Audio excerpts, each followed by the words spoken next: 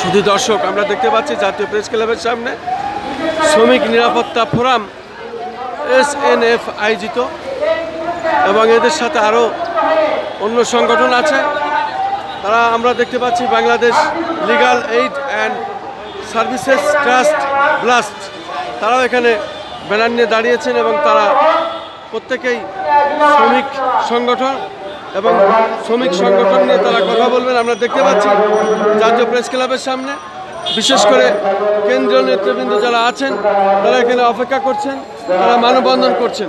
আমরা দেখতে পাচ্ছি এখানে কালো কালো ব্যানারে তারা রেখেছেন এবং শ্রমিক নিরাপত্তা ফোরাম, আমরা দেখতে পাচ্ছি মানববন্ধনটি চলছে এবং মানববন্ধনটি জাতীয় প্রেস ক্লাবের সামনে বেশ বড় একটি মানববন্ধন তারা দাঁড়িয়েছে। আমরা দেখতে পাচ্ছি নারী পুরুষ সম্মিলিতভাবে, বিশেষ করে শ্রমিকদের নিয়ে যে সংগঠন তারা এই কাজটি করে যাচ্ছেন। আমি সেটাই দেখানোর চেষ্টা করছি। আমি খন্দকার মাসুদুজ্জামান, জাতীয় প্রেস ক্লাবের সামনে থেকে ধারাবাহিকভাবে যে কাজগুলো আমি করে থাকি ঠিক তার ধারাবাহিকতা বজায় রেখে কাজটা আমি দেখে যাচ্ছি। 24 নভেম্বর 2024 তাজরিন গার্মেন্টস অগ্নিকাণ্ডের 12 বছর, এবং এইভাবেই তারা রিপ্লেট বিতরণ করছেন। আমরা দেখতে পাচ্ছি তারা এ ধরনের অনেক কথাই লিখেছেন।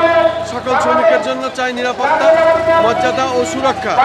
দুর্ঘটনায় ক্ষতিগ্রস্ত সবার জন্য চাই যথাযথ ক্ষতিপূরণ ও পুনর্বাসন।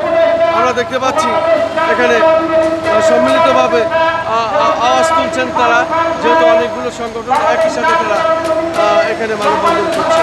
আমি সেটাই দেখানোর চেষ্টা করছি এবং সেটাই আমি দেখে যাচ্ছি।